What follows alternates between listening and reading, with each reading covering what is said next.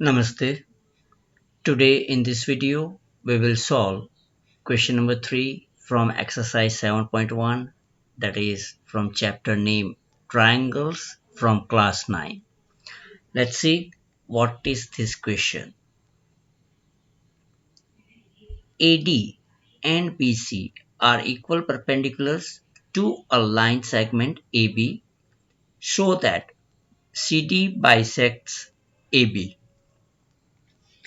यहाँ पे पिछले दो क्वेश्चन की तरह ट्रायंगल कॉन्ग्रुएंट प्रूव करने के लिए नहीं कहा गया है। यहाँ पे हमें कहा गया है कि इसके डायग्राम को देखकर समझते हैं कि क्या कहा गया है। देखिए, ये है हमारी लाइन CD। हमें ये प्रूव करना है कि जो CD है वो इस AB को बाइसेक्ट करिए। बाइसेक्ट करे कि क्या मतलब कि इसको दो इक्वल पार्ट में ऐसे डिवाइड कर रही है।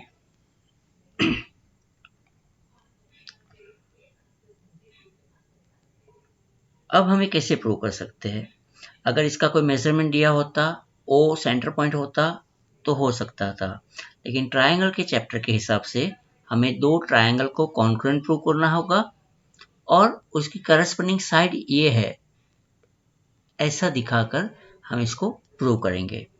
तो जो हमारा तरीका रहा है क्वेश्चन को सॉल्व करने का, हम देखते हैं कि पहले हम दो रफ ट्रायंगल ड्रॉ करेंगे और यहाँ पे राइट एंगल ट्रायंगल ड्रॉ दिया हुआ है ऑलरेडी, तो हम उसी को ध्यान में रख के ड्रॉ करेंगे।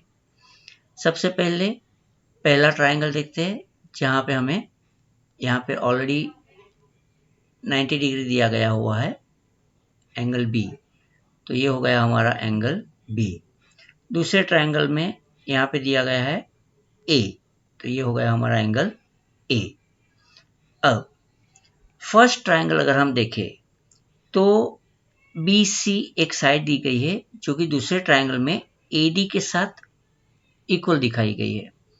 तो बी सी आप यदि चाहे तो यहाँ पे ले सकते हैं बी सी, तो उसके करस्पॉन्डिंग में ये साइड लेंगे जो कि यहाँ पे है ए डी, तो यहाँ पे नाम देंगे ए डी। अब आप ये भी जान सकते हैं कि बी सी बेस में लेने के बदले आप हाइट के तौर पे भी ले सकते थे, बात सेम आ रही है, लेकिन just for the convenience of observation and calculation हम लोग ने यहाँ पे ली हुई है। अब बच गया एक अल्फाबेट दोनों ट्रायंगल में, तो ऑटोमेटिकली वो यहाँ पे सेट हो जाएगा ओ, और यहाँ पर भी ओ। अब एक एंगल और एक साइड दोनों तो हमारे पास इक्वल दोनों ट्रायंगल में मैच हो रहे हैं।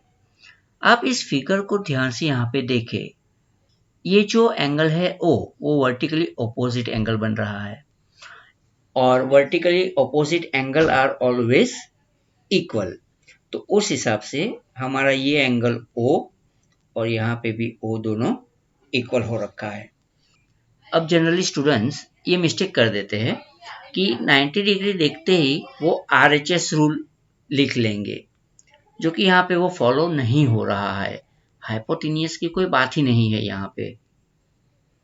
तो हम देखते हैं कि हमने क्या पाया है अभी तक में। देखने में तो दोनों इमेज सिमिलर ही दिख रहे हैं, एक इक्वल जैसे दिख रहे हैं, मतलब कुछ तो जा रहा है सामने से।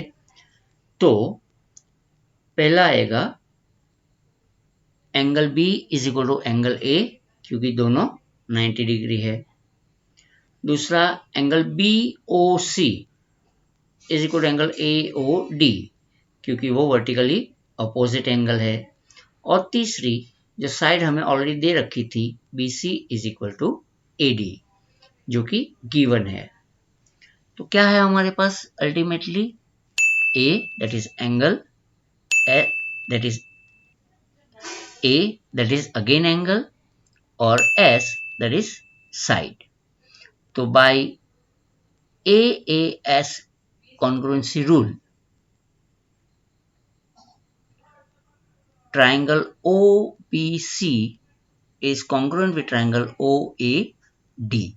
अब दोनों ट्रायंगल जब कॉन्ग्रुएंट प्रूव हो गए हैं, तो ये जो दोनों की करस्पॉन्डिंग साइड से OB और OA वो भी इक्वल ही होगी।